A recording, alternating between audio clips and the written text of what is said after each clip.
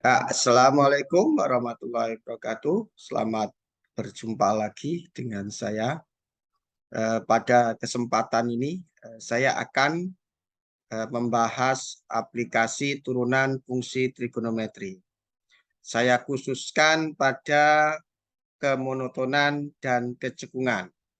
Tetapi sebelum membahas aplikasi turunan fungsi trigonometri, yang saya fokuskan pada kesempatan ini adalah kemonotonan dan kecekungan, maka ada materi prasyarat yang harus kalian ketahui karena nanti digunakan untuk membahas sebagai dasar untuk membahas atau menyelesaikan persoalan aplikasi turunan fungsi trigonometri. Apa itu materi prasyarat? Simak berikut ini.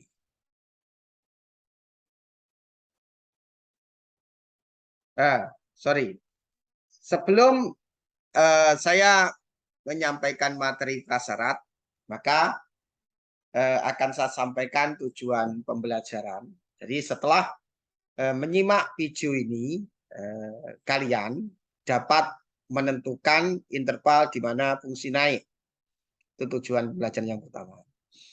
Kemudian yang kedua, setelah menyimak video ini nanti, kalian dapat menentukan interval di mana fungsi turun. Ya, itu yang tujuan yang akan dicapai. Ya. Ketika kalian menyimak sekali, belum dapat menentukan interval di mana fungsi naik dan di mana interval fungsi turun, maka disimak kedua kalinya. Kedua kali belum paham atau belum memahami persoalan ini, maka harus menyimak yang ketiga dan seterusnya. Ya. Nah, inilah tujuan pembelajaran yang perlu saya sampaikan. Kemudian berikutnya adalah materi prasyarat. Nah, ini materi prasyarat. Jadi materi prasyarat yang pertama adalah berkaitan dengan pembagian kuadran. Bahwa terbagi menjadi 4 kuadran, yaitu kuadran 1, kuadran 2, kuadran 3, dan kuadran keempat. Nah, masing-masing kuadran ini nilai perbandingan trigonometri bisa berbeda-beda. Ya. Jadi misalkan di kuadran 1, semua perbandingan trigonometri bernilai positif. Ya, maksudnya apa? Ini akan saya jelaskan secara geometris ya untuk memudahkan memahami. Nah, ini akan saya gambarkan secara geometris. Nah, pembagian kuadran seperti ini. Ya. Ini pembagian kuadran. Ya, anggap aja lurus. Nah, ini. Ya, seperti ini. Nah, ini 0 derajat gitu. Ini 90 derajat. Ini 180 derajat. Ini 270 derajat. Ini 360 derajat. Ya. Ini namanya kuadran 1. Berarti kuadran 1 itu, sudut yang berada di kuadran 1 itu intervalnya 0 sampai 90 derajat. Ini semua nilai perbandingan trigonometri bernilai positif. Jadi sinnya bernilai positif, nah, sinnya positif, cosnya positif, tangennya positif. Nah, begitu juga nanti kebalikan dari sin juga positif. Nah, apa dia? Kosekan. Nah, nanti ini sekan. Nah, nanti ini adalah kotangen. Nah, semuanya bernilai positif. Itu bernilai positif di kuadran 1. Kemudian kuadran 2 itu yang positif adalah sinnya. Sinnya positif. Sinnya positif. Berarti nanti sin positif. Kalau sinnya positif, kosekannya positif. Jadi sin sama kosekan positif. Berarti kalau cos, kemudian tangen di kuadran 2, dia bernilai negatif. Nah, kuadran 2 itu sudut yang berada di kuadran 2 itu intervalnya 90 derajat sampai 180 derajat. Di kuadran 2 ini dikenal dengan sudut tumpul. Jadi kalau ada istilah sudut tumpul, berarti dia berada di kuadran kedua. Sementara di kuadran 1 itu istilahnya sudut lancip. Ya, jadi kalau sudut lancip itu artinya sudut yang berada di kuadran pertama. Kemudian ini adalah kuadran ketiga. Ini kuadran ketiga. Kuadran ketiga itu tangannya yang positif. Jadi tangan yang positif. Jadi tangannya positif. Sementara nanti sinus, sinnya sama kosinusnya negatif. Jadi di kuadran 3 ini tangannya yang positif tetapi sinus sama kosinusnya negatif. Sementara nanti di kuadran keempat ini cosnya yang positif. Cosnya yang positif.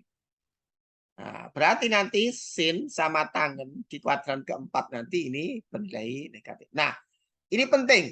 Materi prasyarat yang penting. Kenapa? Ini selalu terlibat dalam pembahasan. Selalu terlibat dalam pembahasan aplikasi turunan fungsi trigonometri.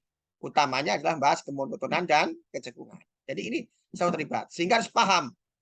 Kalian harus paham betul kapan sin positif, di kuadran berapa sin positif, dan di kuadran berapa sin negatif. Kemudian kapan, di mana tangan positif, di kuadran mana tangan positif, dan di kuadran mana tangan negatif. Begitu juga cos. Ini karena selalu di bawah, ini selalu terlibat dalam menyelesaikan persoalan aplikasi turunan trigonometri. Utamanya adalah kemonotonan dan kecekungan. Ini dasar pertama yang harus kalian ketahui dan harus kalian pahami. Berikutnya, dasar berikutnya. Nah, ini persamaan trigonometri. Ini materi kelas 11. Jadi kalau ada cos fx sama dengan cos p seperti itu. Nah, nanti bagaimana aplikasinya? Ya setelah nanti saya berikan contoh soal. Nah, berikutnya ini persamaan trigonometri ini. Nah, ini juga sering terlibat. Maka kalian harus mampu menggunakan rumus ini nanti yang apabila digunakan dalam menyelesaikan atau pembahasan persoalan aplikasi turunan trigonometri. Ya. Berikutnya sudut rangkap. Kalau ada sin 2x sama dengan 2 sin x cos x. Nah, ini harus tahu ini nanti. Ya. Berikutnya, nah ini jumlah sinus dan kosinus. Nah, ini ada materi kelas 10, kelas 11. Nah, matematika peminatan. Ini nanti juga akan saya jelaskan setelah saya berikan contoh pada persoalan kemonotonan maupun pada kecekungan. Ya, nanti bagaimana aplikasinya. Nah, berikutnya, nah ini akan saya jelaskan pengertian fungsi naik dan fungsi turun. Ini penting karena inilah pokok utama yang akan dibahas pada video kali ini. Nah, ini saya akan jelaskan pengertian fungsi naik dan fungsi turun. Nah, saya dekati dengan menggunakan sistem sumbu koordinat. Nah, ini anggap lurus. Nah, anggap lurus ini. Nah, kemudian ini gitu. Nah, ini namanya sumbu X begitu. Ini namanya sumbu Y. Sorry, kebalik. Ini sumbu Y begitu. Nah, ini adalah sumbu X gitu. Nah, misalkan saya punya kurva seperti ini. Begitu. Misalkan saya di sini ini adalah grafik Y sama dengan fx misalkan. Ini adalah grafik Y sama dengan fx. Di sini itu x1 kemudian berpasangan dengan y1. Kemudian di sini adalah x2 berpasangan di sini misalkan adalah y2. Y2. Kemudian ada di sini ini X3 berpasangan dengan Y3. Nah, perhatikan di sini. Pada interval. Ada interval. Jadi intervalnya Tuh, X1 gitu kan. Sampai X intervalnya X1 sampai X2 ini X3 gitu. Dalam kasus ini X1 sampai X3 gitu. Nah, sekarang amati sekarang. Untuk X1 berpasangan dengan Y1. Untuk X2 berpasangan dengan Y2. Titik ini pasti nanti X1, Y1. Titik ini pasti X1, Y1. Titik ini pasti X2, Y2. Sementara titik ini nanti pasti X3, Y3.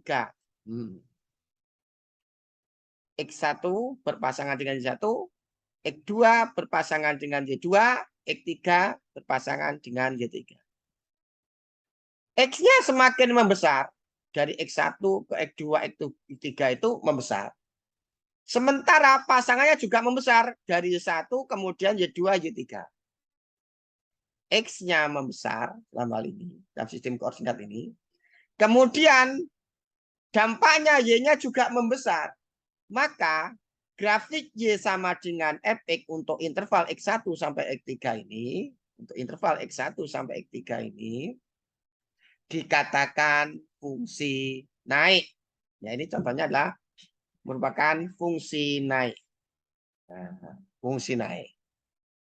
Apa fungsi naik? Ketika X-nya dalam ini membesar, kemudian pasangannya berupa Y, Y-nya membesar. Maka ini dikatakan fungsi naik untuk interval X1 sampai X3. Itu pengertian fungsi naik. Fungsi naik. Kemudian berikutnya akan saya jelaskan pengertian fungsi turun. Nah, akan saya jelaskan pengertian fungsi turun. Nah, ini sumbu koordinat. Ini sumbu koordinat. Anggap aja lurus. Ini sumbu X begitu. Ini sumbu Y begitu. Nah, ada grafik seperti ini. Nah, katakanlah Y sama dengan GX grafik ini. Kemudian titik ini X1. Kemudian ini Y1. Ada lagi di sini. Nah, ini X2. Kemudian ini berpasangan dengan Y2. Ada lagi di sini. Nah, ini X3 berpasangan dengan di sini nanti Y3. Perhatikan di sini grafik ini. Untuk interval X1 sampai X3, X1 sampai X3 begitu. Untuk interval X1 sampai X3. X-nya membesar. X1 ke X2, X3 itu besar. Nah, sementara X1-nya itu pasangannya Y1. Kemudian X2 itu pasangannya Y2. Kemudian X3 itu pasang Y3. X-nya membesar, ternyata Y-nya semakin mengecil. X-nya membesar, ternyata Y-nya semakin mengecil. Maka grafik Y sama dengan GX untuk interval X1 sampai X3. Untuk X1 sampai X3 ini dikatakan sebagai fungsi turun. Nah, itu namanya fungsi turun. Fungsi turun. Jadi ketika X-nya membesar, jadi X1 ke X2, X3 itu membesar. X1 pasangannya Y1. X2 pasangannya Y2. X3 pasangannya Y3. X-nya membesar, tetapi pasangan-pasangannya itu menurun. Maka dia yang dikatakan fungsi turun. Nah, itulah pengertian fungsi turun.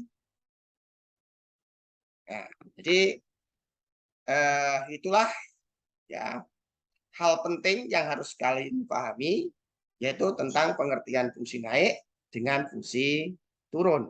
Nah, itu hal penting itu. Karena ini nanti juga digunakan untuk menyelesaikan tentang berkaitan tentang fungsi naik dan definisi ini atau pengertian fungsi naik dan pengertian fungsi turun ini kalian harus paham terlebih dahulu. Nah, berikutnya yang harus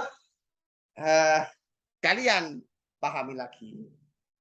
Nah, di situ ada syarat fungsi naik dan syarat fungsi turun. Nah, ini syarat fungsi naik dan syarat fungsi turun. Sekarang, kapan fungsi itu naik dan kapan fungsi itu turun? Nah, amati ini. Amati ini sekarang. Nah, ini amati. Ini merupakan gambar grafik Y sama dengan Fx sama dengan cos X. Ini merupakan gambar itu. Grafik fungsi Y sama dengan Fx sama dengan cos X. Nah, ini grafik ini. Nah, di sini. Dia tertingginya 1 dan terendahnya -1. Maka titik ini pada koordinatnya 0,1. Sementara titik ini ada 180, -1. Titik terendah. Ini juga begitu. Ini koordinatnya 360. Nanti kalau ditarik begini, itu 360,1.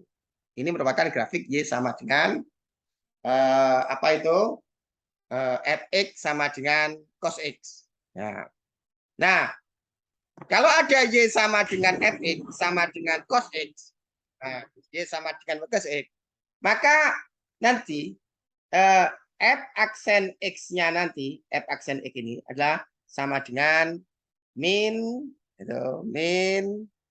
sin X. Nah, tidak jelas ya. Nah, satu di bawah saja. Nah, nanti F aksen X-nya itu kalau ada Y sama dengan Fx sama dengan cos X, F aksen X-nya itu adalah min sin X. Itu adalah F aksen X-nya. Nah, sekarang coba amati sekarang. Kapan dia intervalnya turun? Interval turun itu dari 0 sampai 180. Jadi interval turun pada gambar ini 40. Tadi sudah saya jelaskan interval interval naik, pengertian fungsi naik dan fungsi turun. Jadi pada interval 0 derajat sampai 180 derajat, 0 sampai 180 derajat. Jadi pada interval 0 kurang dari X, kurang dari 180 derajat. Ini kurva adalah, ini fungsi adalah fungsi turun. Ini ada fungsi turun. Fungsi turun. Nah, kenapa untuk interval 0 derajat sampai 180 derajat, 0 sampai 180 derajat itu merupakan fungsi turun? Kenapa? X-nya membesar. Dari 0 ke 180 itu kan X-nya membesar. Sementara Y-nya dari 1 menuju -1. Y-nya itu dari 1 menuju -1. X-nya membesar dari 0 menuju 180. Sementara pasangannya Y-nya dari 1 menuju -1. Maka ini,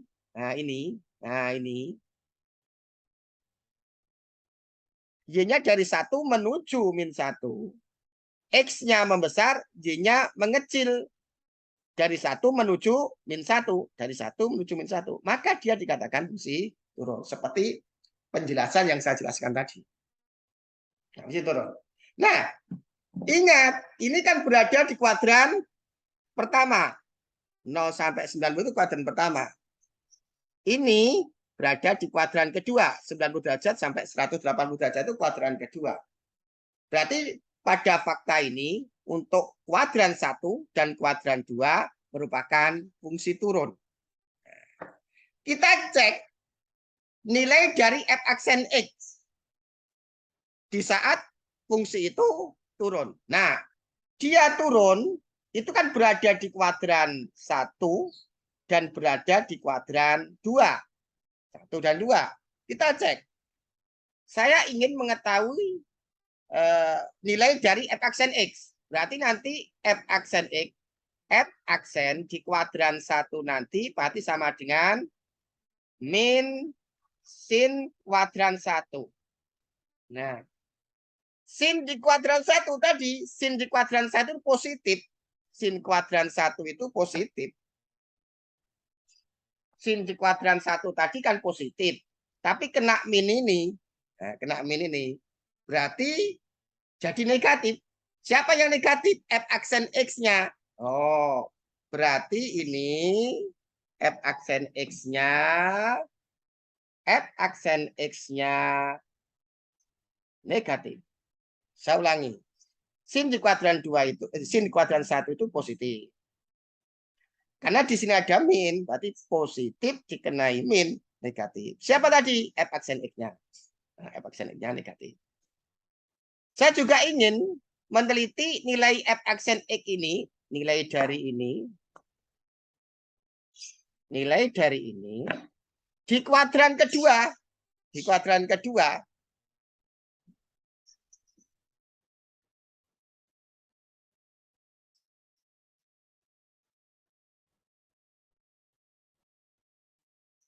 Nah, saya ingin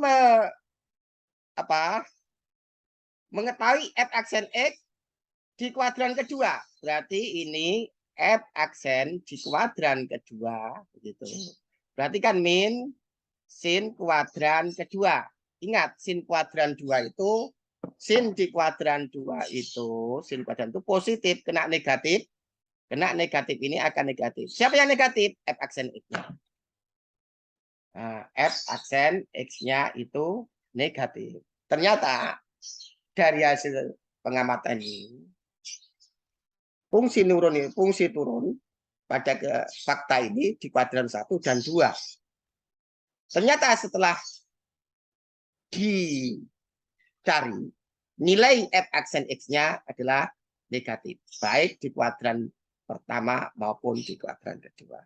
Sehingga ini bisa disimpulkan bahwa kapan fungsi turun? Kalau jadi fungsi itu turun ketika F aksen X-nya negatif. Seperti nampak ini. Seperti nampak pada layar ini.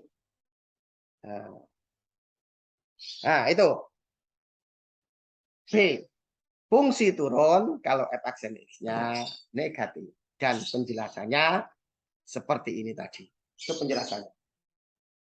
Nah, berikutnya. Ya, itu sudah saya jelaskan. Yang B itu kenapa fungsi turun itu F aksen X negatif. Ya seperti ini penjelasannya. Nah, berikutnya saya akan menjelaskan asal muasal itu yang B itu. Nah, ini akan saya jelaskan itu. Dari mana diperoleh kesimpulan bahwa fungsi naik itu kalau F aksen X negatif. Nah, ini simak ini. Nah, sekarang perhatikan di sini. Nah, perhatikan di sini. Bahwa untuk interval 180 derajat sampai 360 derajat ini adalah interval di mana fungsi naik. Ya, naik.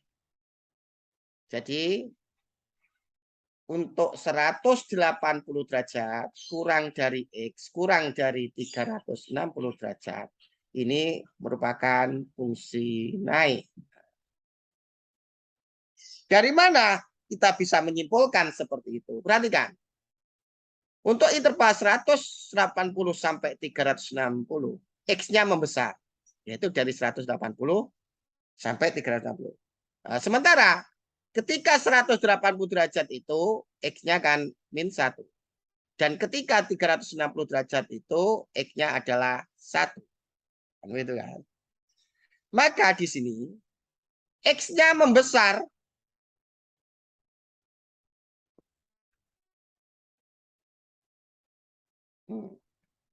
X-nya membesar. Sementara Y-nya membesar juga, yaitu dari min 1 ke 1. maka ini naik. Sana naik. Nah, dari ini. Kenapa? X-nya membesar.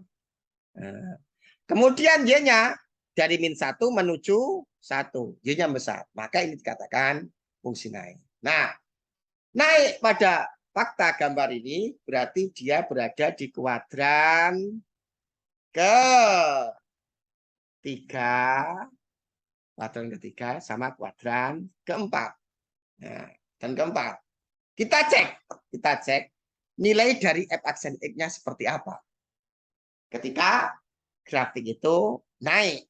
Ketika grafik itu naik. Kita cek di sini. Perhatikan. Berarti dia berada di kuadran 3 dan berada di kuadran keempat. Kuadran ketiga 4. Saya ingin mengetahui nilai f aksen X ini. F aksen ini. Nah, kita cek. Berarti f aksen di kuadran ketiga.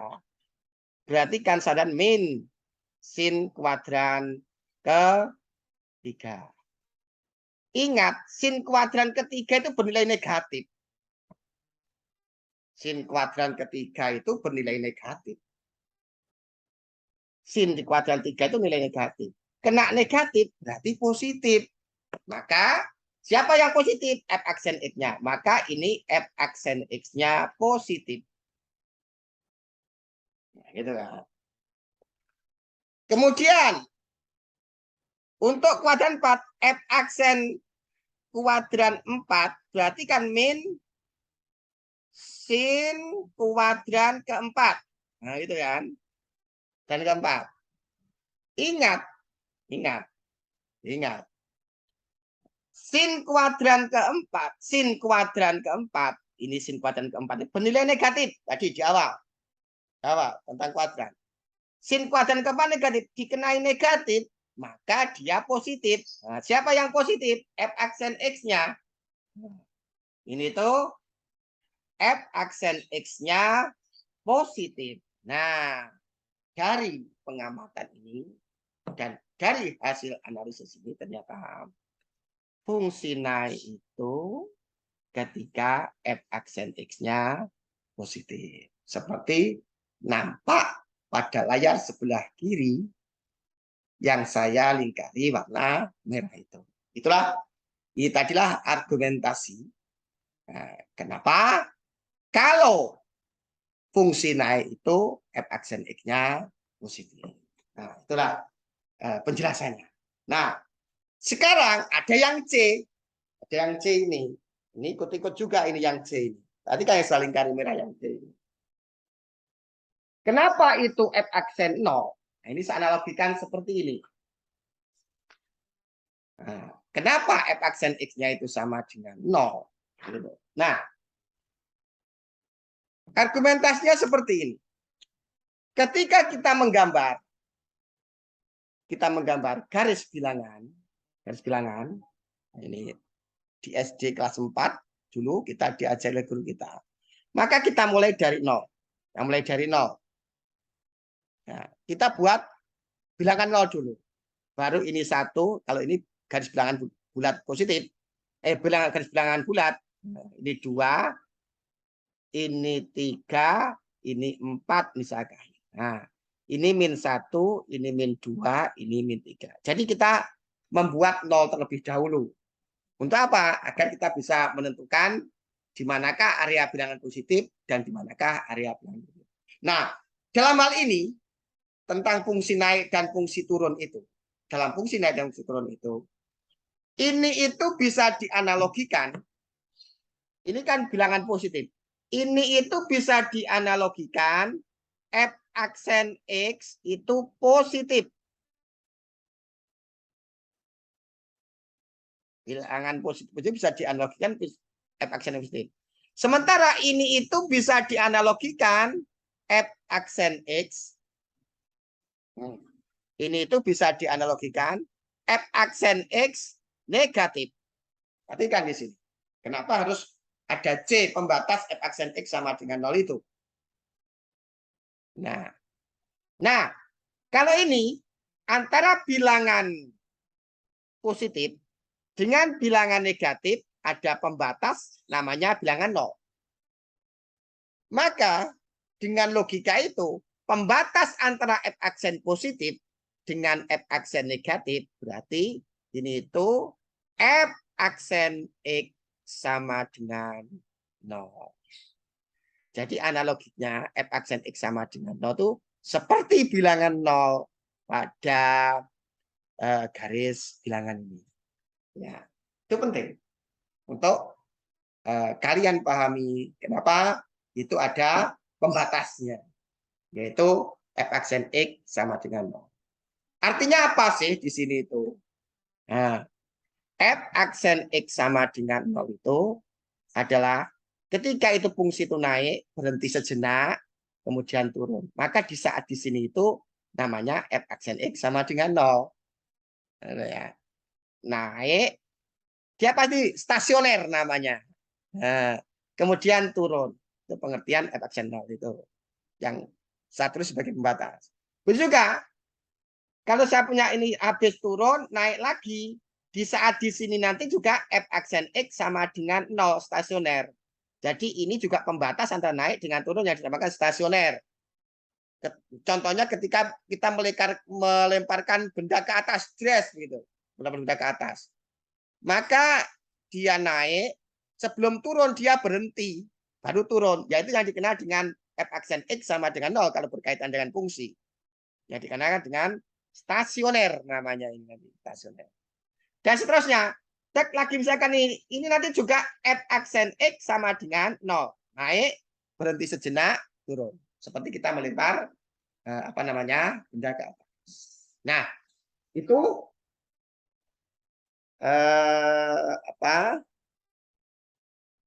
hal yang perlu saya sampaikan pada kesempatan ini. Perlu saya ulangi, maka pertama yang harus kalian pahami, itu adalah kuadran. Kuadran. Terus kedua tadi ada rumus-rumus, rumus persamaan trigonometri tadi. Tiga, nanti rumus jumlah sudut rangkap. Tadi sudut rangkap. Sudut rangkap tadi. Ini sudut rangkap ini, siapa pahami? Yang ini jumlah sinus dan sinus keempat ini. Sinus, kosinus, jumlah atau selisih. Yang kelima tadi yang harus kalian pahami betul adalah pengertian fungsi naik dan fungsi turun. Fungsi naik itu apa? Pengertiannya, dan fungsi turun itu seperti apa? Ya.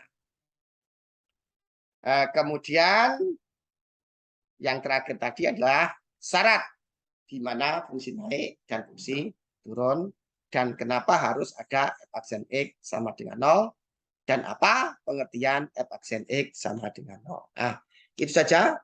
Semoga penjelasan kali ini bisa kalian pahami ya, dan semoga bisa menjadi ilmu yang bermanfaat. Saya akhiri. Assalamualaikum warahmatullahi wabarakatuh.